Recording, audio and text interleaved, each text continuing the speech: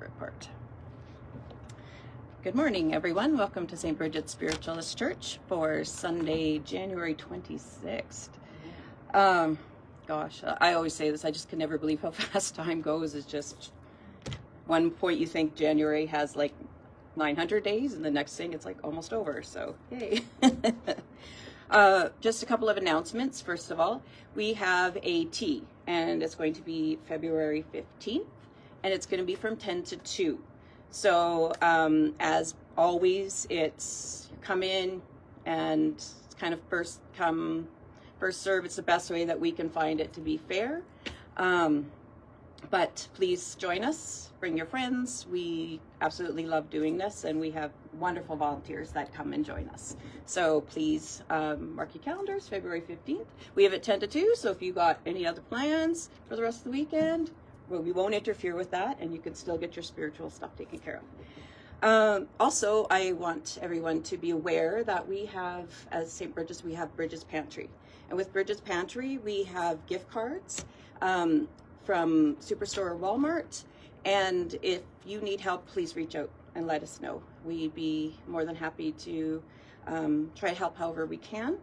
We know how absolutely difficult things just keep getting, it just worse and worse. And yeah, please know that no one's judging you. We understand, and we've been there too. So if you do require something, just let us know. Or if you know someone that requires, just let us know. If you are in a position to donate, we ask that you provide us with Superstore or Walmart gift cards in $25 denominations, just so that we can keep it easier for giving them out. All right, so thank you very much. We also have a sound healing thing coming up soon. Can't remember the exact date, but we'll let you know for sure once it gets closer. I think it's in March. Yeah. It is in March sometime. It is in March? All right. So we will let you know about that. And it will be an evening. So, all right. So today I'm doing a reading from the Teachings of Silver Birch, as you know I like to do. And Silver Birch is a very... he's a very important guide that we, I guess, refer to at St. Bridget's, and he's just got a very special place in St. Bridget's heart. So a lot of people always ask this question, so I thought today would do what occurs in sleep. Okay, how many? Snoring? Well, probably you, maybe. How many people remember on awakening their experiences during sleep? It seems natural that if we live in the spirit world while the physical body is at rest, we would remember something of that life when we return to physical consciousness. Silver Birch here tells why a memory of the other life is so seldom registered on our physical brains. Our world of matter makes it difficult for you to remember in the smaller consciousness that takes place in the larger. You will not begin to live until you have died. Sometimes in your world, when the spirit rises and affects for a time close union with those who seek to inspire it from my world, and you are at one, then you catch for a brief, fleeting moment that happiness that belongs to a world that is supernatural.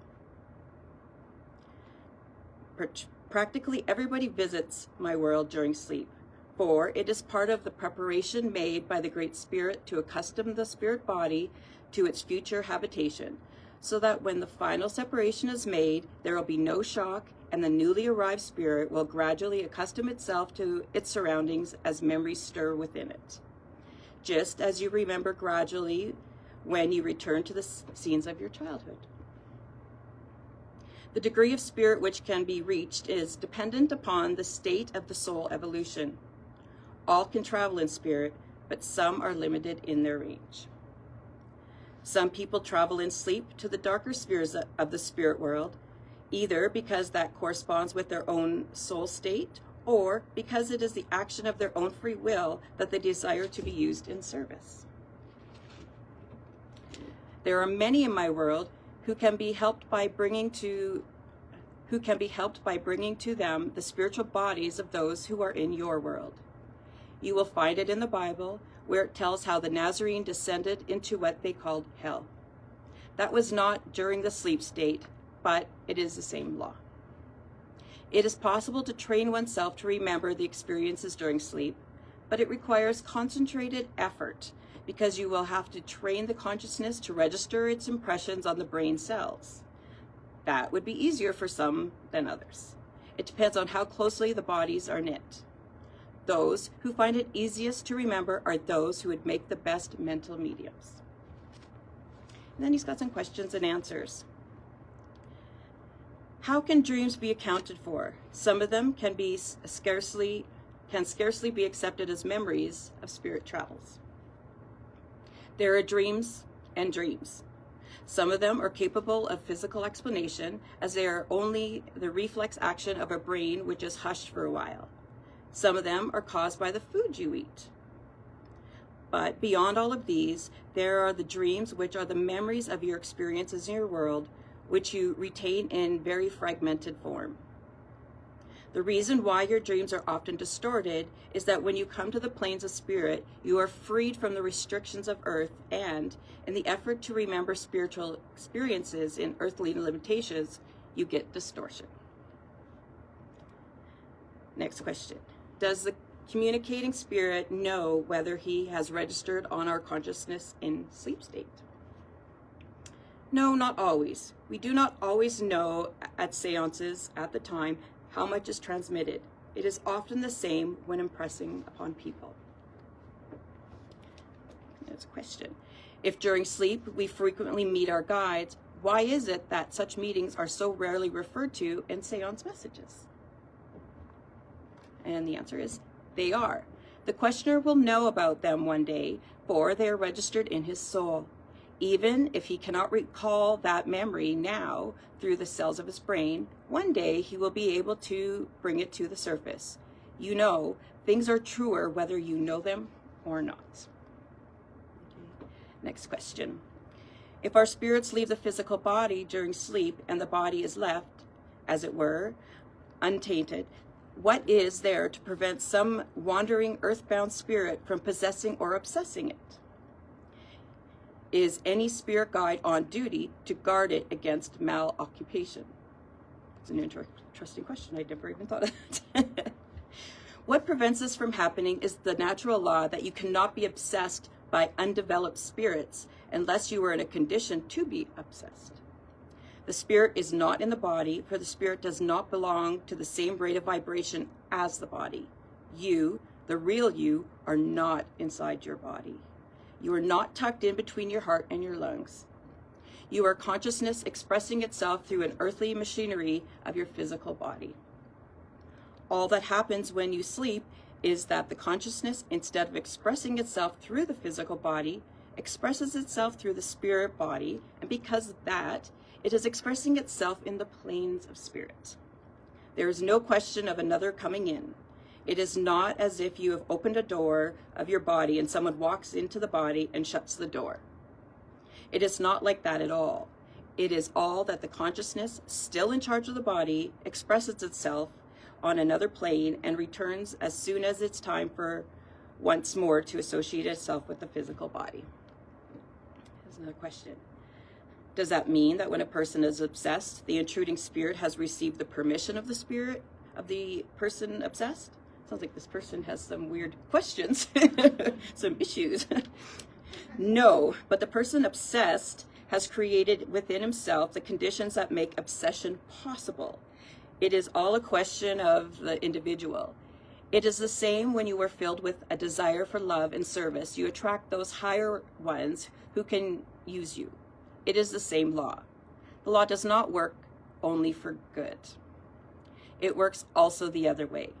All laws which can be used for the greatest service can also be abused. For as high as you can rise, so low you can sink. As low as you can fall, so correspondingly can you rise to the heights.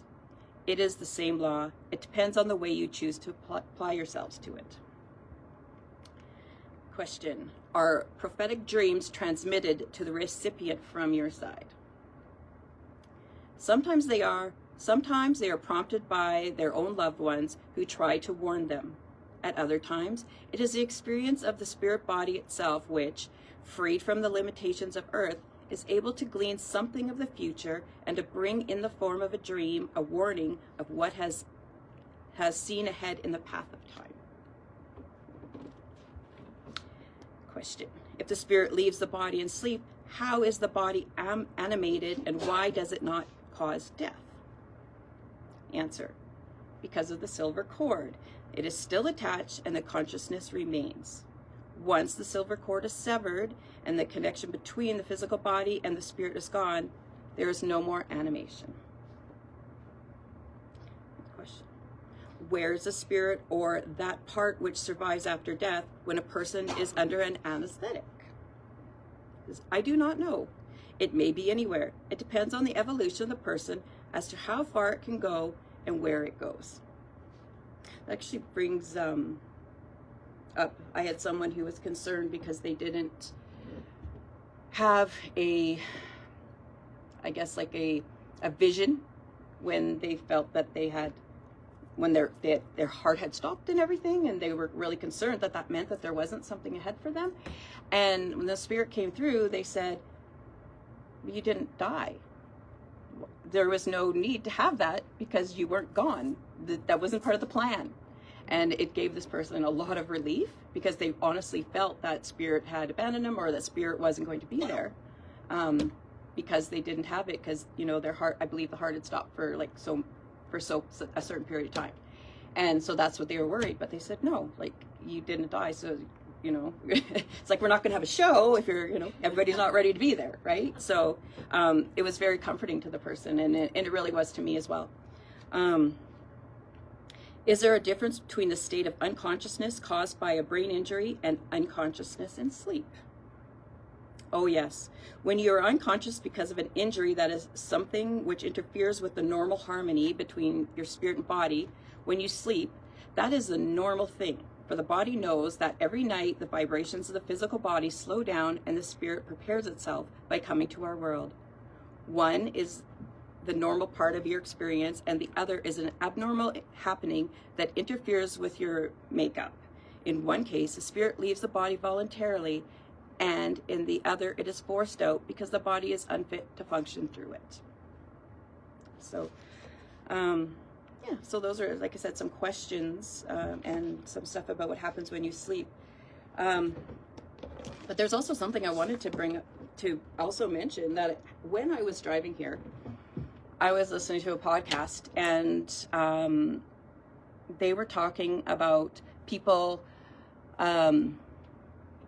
what happens when, you know, there's a disconnect. So if you're not talking to your parents or your children or, you know, somebody, what happens there? How can you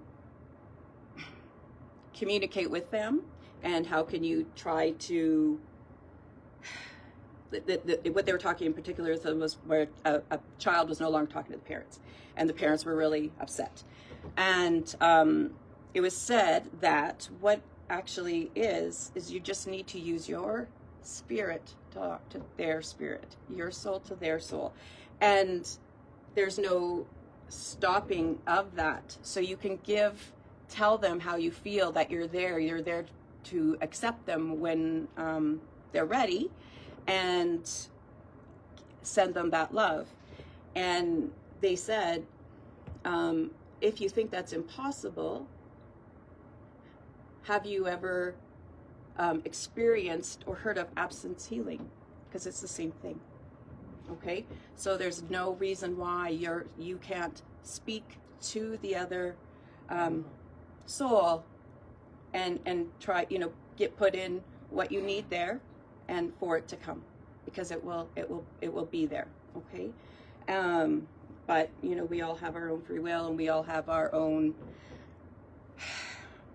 plans, I guess. So I just really felt that I needed, there was some stuff today that just really felt that I needed to bring up, because I just feel like there's a lot, there just must be a lot of something going on. So sorry, it seems a little bit fragmented, but it was just so interesting, and it actually hit me, because I knew that, but it was just to hear that and to, okay, yeah, it's exactly the same thing. You know, there's no sense trying to make things difficult when they're really not that difficult. All right, and we all have chosen these lessons. So I'm just going to say goodbye to everyone on here. So thank you for watching us today, and hopefully we will see you next week.